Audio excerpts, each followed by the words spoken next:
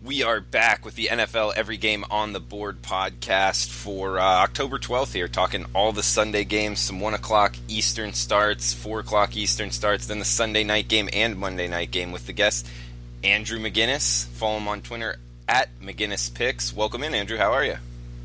Hey, it's a great day, Drew. It's great day to be a sports bettor and great day to be a handicapper and a great weekend ahead. So I'm doing good. I'm excited about our podcast here and looking forward to a great weekend. How are you?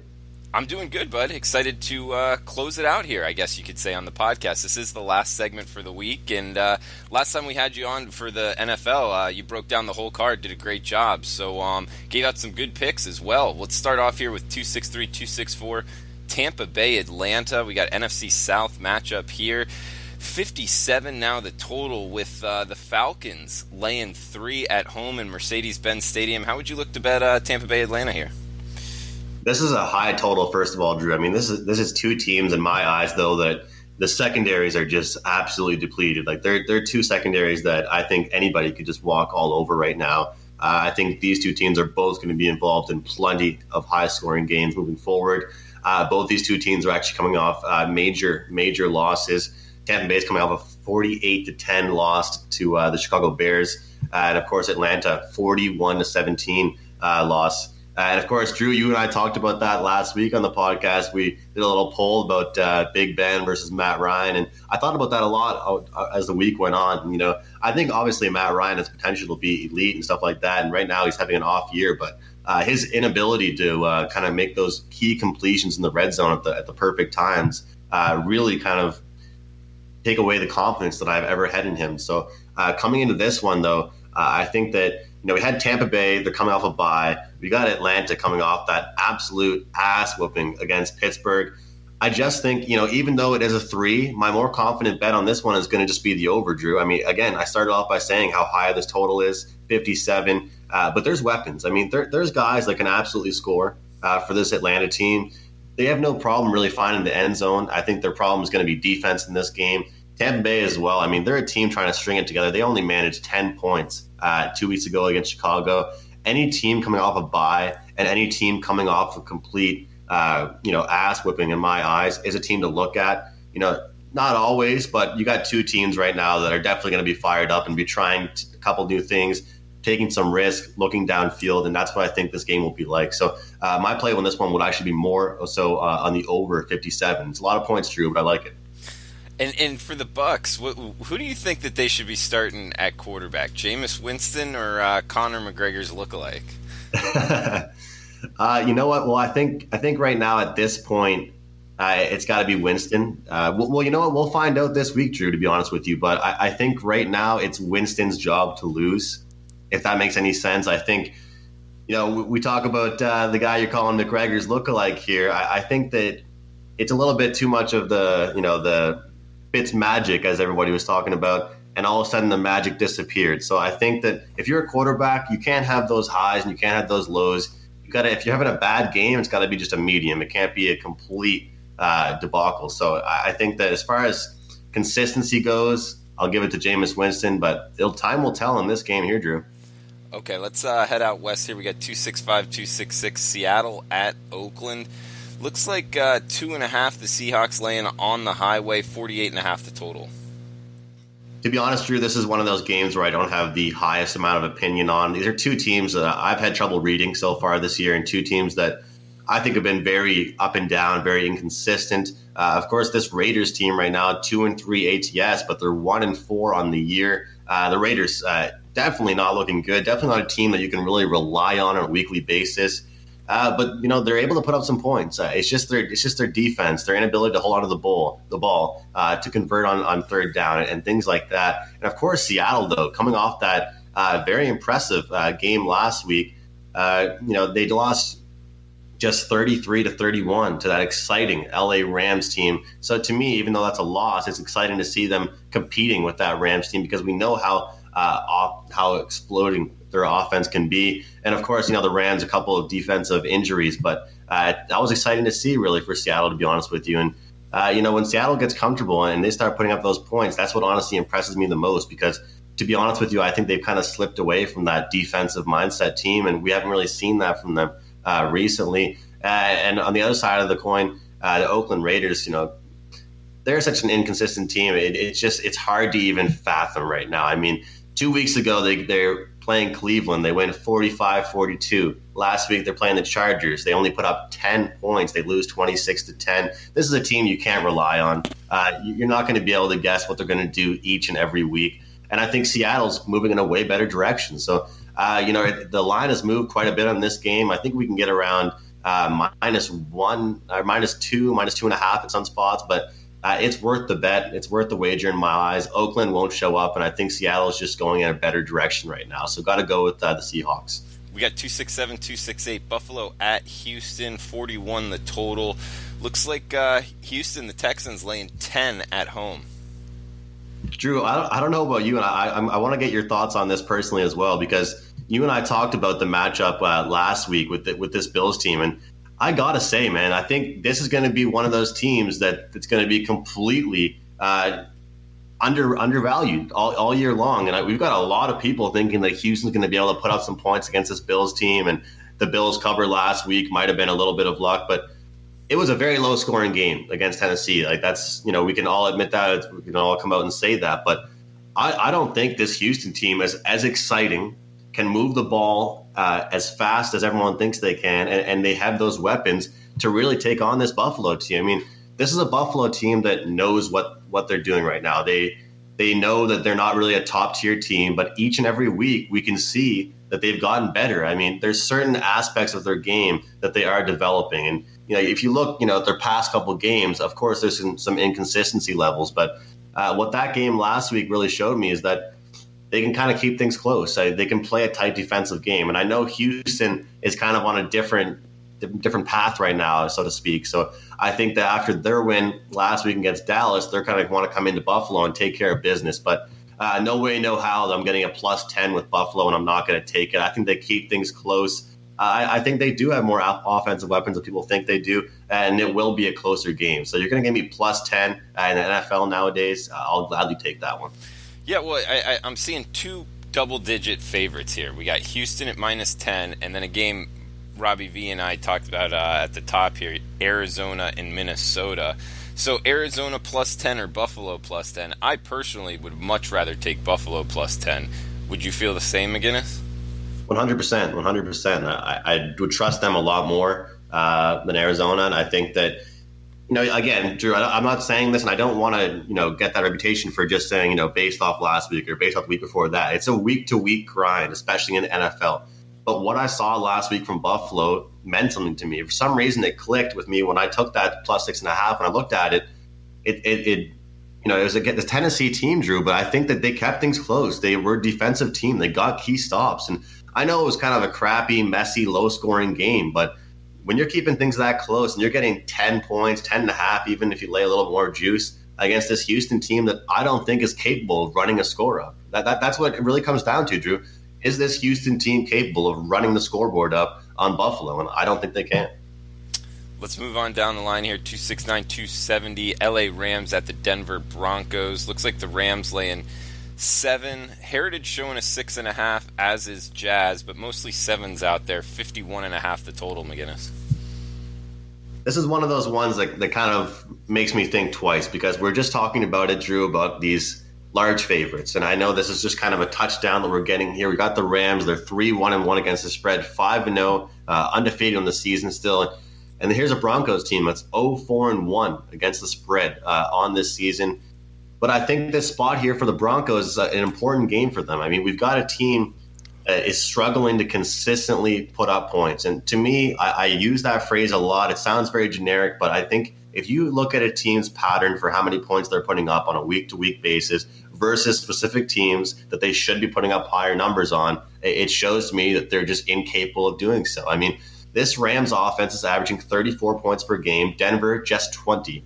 And last week really proved to me that they're not going to be involved in any high-scoring games as far as themselves go in any near future. I mean, losing 34-16 to the New York Jets, and then, of course, that high-scoring affair as far as KC goes 2 weeks ago, it's not something I want to be a part of. So I'm going to go ahead and, even though this Rams team still has some injuries on defense, the cornerback position, this team is way more exciting. They've got Kupp. They've got Robert Woods. Of course, they've got the main guys that know how to run this ball. I mean, they've got guys like Gurley that are coming off a 3-touchdown performance. It's unmatched right now. Denver's not going to be able to keep up with this pace that the Rams can send out. So for that reason, we're getting just a touchdown. I'll take the Rams on the points. Good one here. One of my favorites on the card. We got 4:30 Eastern, 1:30 Pacific kick here. Jacksonville versus Dallas, McGinnis, and it looks like Jacksonville laying 3 on the road, 40.5 the total. You think Bortles bounces back from that awful performance here? I'll tell you, I think that I trust him to bounce back a lot more than I trust Dallas to keep things close, to be honest with you. I mean, I hate looking through these games right now and trying to think, are there too many, big favorites or too many small favorites and stuff like that. I mean, look at this one, it's just a field goal. And I understand the Jacksonville Jaguars have actually not been this consistent team we want them to be. I mean, 30-14, wow. I mean, first of all, I had the over in that one. I kind of expected a little bit more offense out of the Jacksonville Jaguars last week, so that kind of disappointed me. But it also showed us how impressive Kansas City really is on this season. And as far as Dallas goes, Drew, I think it's going to be a broken record for me saying this on the show. I mean, as far as the line goes, if you got the +3 with Dallas last week, it was a push against Houston. But again, I just don't think this team is capable of matching up with these top-tier teams, to be honest with you. To be honest, Drew, I don't understand this line. For me, it pops off the page. You mentioned it's a game that you really like, so I'm curious to see what you have to say on this one. But it's one of those ones for me where I just think Jacksonville has too many guys. They have too many people that can find the end zone. I think Bortles is a much more talented quarterback right now, and I think he will go deep and he will respond. This is a team that's a top-tier team that will go in the playoffs, that will make a run, and they will be dangerous as the season progresses. And this is a Dallas team that's still trying to figure it out. I mean, we've got a lot of action coming in on Jacksonville right now, but if you can get me just the -3, just the field goal, I got to take it, Drew. Yeah, and you can get that. It's 3 still at shops. I mean, -115, -120 at some of the shops, but you can get 3 -110 still out there on Jacksonville.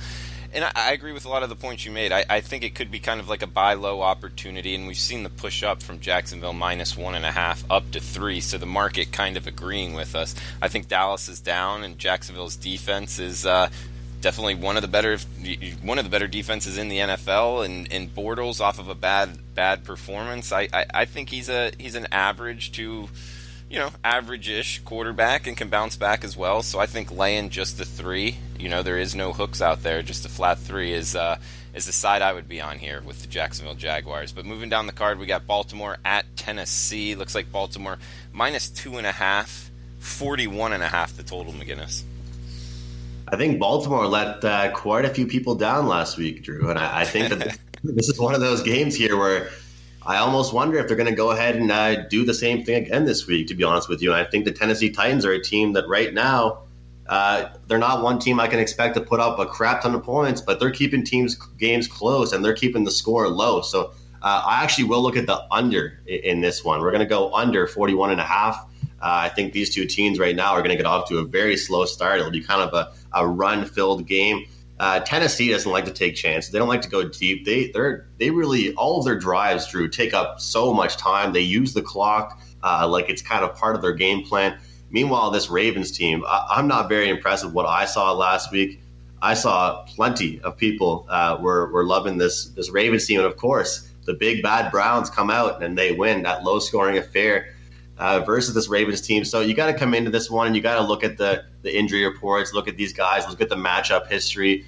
And I think that overall, I'm not even going to touch the side in this one because I don't know what Tennessee's capable of doing on a weekly basis. I know they can keep things close. We're getting a +2.5. But you got to think, Drew, this Ravens team's going to be disappointed. They're going to come into this one a little bit with quite a few changes because that game we saw against the Browns is not what you expect out of this Baltimore Ravens team. 9 times out of 10, that's not the result against the Browns.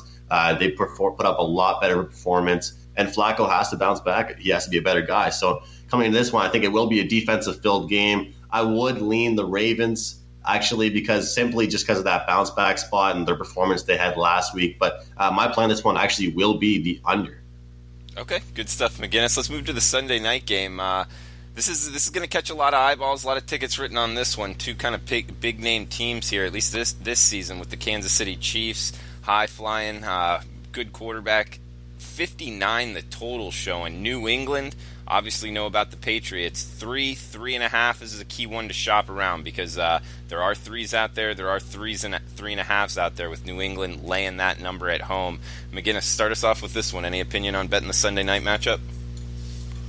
Finally, Drew, we got an actual Sunday night matchup that is just, absolutely dominant. This is going to be a dynamite game to watch. This is going to be one of those ones we're actually looking forward to here on a Sunday night. And you got a first crack here at Patrick Mahomes taking on the main man, Tom Brady. And I think this will be one that they'll be ready for. I don't see any jitters from this guy ever. I don't see any nerves. This guy plays with a lot of confidence, like he belongs to be there. And all these records and all these, accolades he's getting right now, and the passing stats he's creating for himself, he's all deserved. This guy has played out of his mind for these first several weeks of the NFL season. I think his team comes into this one prepared. They come in ready. I could see him and Kareem Hunt teaming up together and having an absolute dynamite game.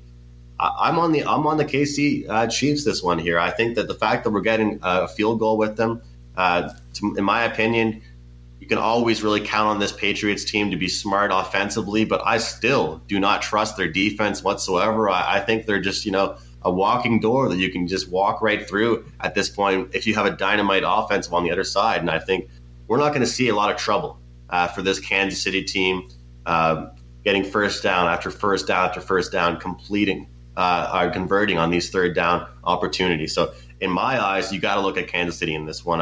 There's weapons on the side for New England. I think their offensive line is weak, which is not talked about as much. Brady does not have as much time as he usually does. And Brady doesn't like to go deep. We saw this last week. He does not like to go deep. He will every now and then, but he's not a guy that likes to go deep. And I think in order to compete with this Kansas City team, you have to take shots. You can't just go for those 3, 4, 5-yard passes. And I think this one will be a lot closer than people might imagine. And I think Kansas City is a live dog here in this one. As far as the total goes, Drew, this is a very, very high total we're seeing. I got to think, the last meeting between these two teams, 42-27 for Kansas City, September 7th. I mean, that's a while away. That's a long time ago. But I got to think this one will stay under in my eyes. This is one of those games where New England, if they want to be successful, has to have a good defensive game. I think Kansas City's kind of in the same boat right now. They know how special they are offensively, but they're kind of trying to tighten things up defensively. And, I think when you approach the second half in this game, you're going to see a lot of defensive stops, a lot of punting, and this game's going to come right down to the wire. So if you can give me the +3 with the Kansas City Chiefs, and I'll take the full game under in this one, I'll be happy with that one. All right, good stuff, McGinnis. We got the Monday night game to go. Plus, going to get an opinion here from McGinnis on the weekend NHL card. Going to start a best bet on the podcast going into the weekend on the ice with McGinnis. And remember his coupon code, McGinnis49. That's MCINNIS 49 for half off of his 7-day all access. From 7 days after you start to buy it, you'll get NFL and NHL going forward with McGinnis. Great choice here. And his NHL record has been great. He's 28-16, 64% right now in the NFL. So McGinnis will hit this Monday night game and then get to the NHL. We got San Francisco at Green Bay. This is another big total. 9.5s mostly out there in the marketplace. 46.5 the total. Would you look to lay it with Green Bay, Aaron Rodgers and company, 9.5? Yeah, this is a spot here, Drew. Sorry about that. This is a spot here where I think it's going to be a letdown spot for the Packers. Not this week that I'm going to go and lay any points with this Green Bay team. I'm going to go with the +9.5 here with the San Francisco 49ers. This is a team that's 1-4 against the spread. They've struggled to get any consistency. They've dealt with some injuries. We're trying to figure out what kind of team this team is going to be moving forwards. But, I think Packers have some injuries too. And they're a team that's, in my eyes, Drew, right now, I follow the Packers. They're a close team to me that's struggling to make good decisions. I think their decision-making hasn't been good. Their run game hasn't looked too strong. And again, their offensive line worries me. San Fran's getting the +9.5. This game will be a lot closer than people think. And I also think with San Fran covering, this total will stay under as well. And McGinnis, let's get right to the ice, man. What's on your mind as far as, no NHL tonight, but the Saturday card? What would you throw out to the listeners? Do you have a best bet for them? You know what? We're going to go with one that is early into the day, Drew. This is a massive slate. Like you said, there was a big card last night. There's no games on tonight. But we're going to go early, 1 o'clock Eastern time. Edmonton Oilers. This is rotation 53-54. Edmonton Oilers versus the New York Rangers. And this New York Rangers team, we'll start with them. They're a team that has, at one point anyway, an all-star goaltender, Drew, in Henrik Lundqvist. He is the man. He is the goaltender at the Olympics for Team Sweden. He's won numerous awards. He's gone far in the playoffs. He's led this team. He's been a leader on this team. But in my eyes, he's fallen off, Drew. He's a goaltender that is giving up more rebounds now.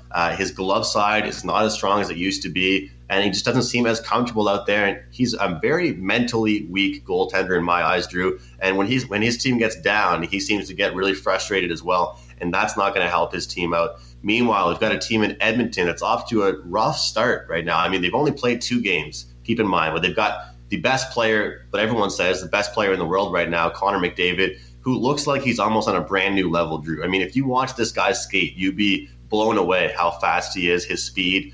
He started the game off yesterday against the Bruins with an absolute beauty of a goal. No assists on that one. It was just a solo effort. He took care of things, but they've now lost to New Jersey, and then they also got their asses kicked really by Boston last night. So looking at this one here coming in tomorrow, Edmonton had their first game in Europe, Drew, which I wasn't a fan of, but the NHL likes to do stuff like that sometimes. So it's a rough travel spot. They ended up, going to Boston yesterday. They're coming into this one against, in my eyes, one of the biggest fade teams on the season in the Rangers. And it's almost like their losses in the past 2 games, Drew, set us up for this perfect spot. We're getting just minus 115 with the Edmonton Oilers against this Rangers team. We've got guys like Nugent Hopkins. We've got guys like Strome. We've got guys like Ratty, Puljujarvi, Lucic, all of these guys that can score, that can make plays happen, and it starts tomorrow in my eyes.